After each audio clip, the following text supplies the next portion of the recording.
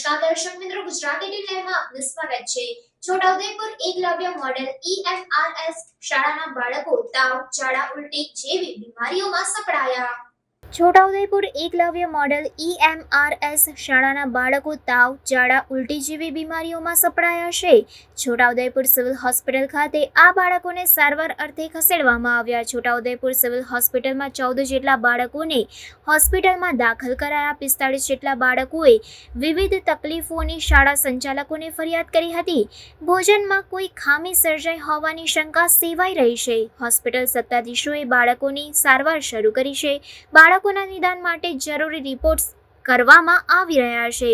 Reports આવ્યા બાદ બાળકોને અચાનક ઉઠેલી શારીરિક તકલીફનું રહસ્ય જાણી શકાશે।